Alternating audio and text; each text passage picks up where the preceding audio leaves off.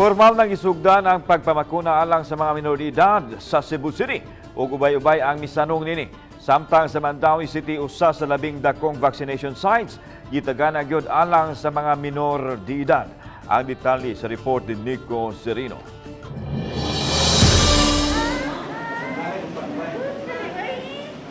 Gipangulbaan samtang gibakunahan kining batan-on nga babay nga miadto kaganiha sa Cebu City vaccination site. Nagpagunit kini aron mapakalma. Samtang uban nga mga nagpabakuna kalmado ra hinuon ug may pipila nga excited gani. Pipila lang kini sa mga eksena sa pagsugod na karong adlaw sa pediatric vaccination sa Cebu City. Outgoing ko nga pagkatao, so like lisod pag-adjust nga nara ko sa balay.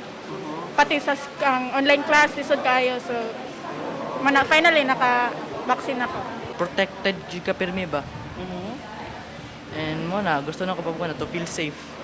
Giubanan ang mga vaccinees sa ilang mga ginikanan ug ang uban sa mga guardian. Eager na ang uban nga magpabakuna, especially ni mga batan-o nato karon.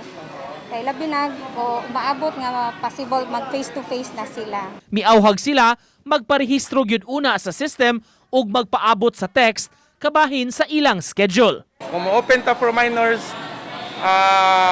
kanagin siya, kanang exclusive for minors only. Nasa mga wa mateksi nga nangari, no? But mga ilang tagamin pasensya kay kinanglan gyud ang katulang sa nateksan. But kung if ever makahuwat sila, no? Kaya namagidi mo ito nga, possible karong hapon, ato silang i-appeal. Samtang sa Mandaue City, nagpadayon sab ang minor vaccination sukad kini gisugdan sa miaging simana. Ang sports complex mauna ang gitudlo nga vaccination site alang sa mga minor de edad nga nagpabakuna. Catering unta exclusively for minors pero naman gyud masaag nga mga senior citizens and then PWDs. So ato ra gihapon na silang gi-cater pero separate na sila na kanang ilang own nga table kay dili man gyud nato padigod nga isagol. Ang kinatibuk-ang adult population sa Mandaue adto sa laing upat ka vaccination sites o sa mga barangay-based vaccination areas. Uban ni Cleofer Lumayag, Nico Sereno, Balitang Bisdak.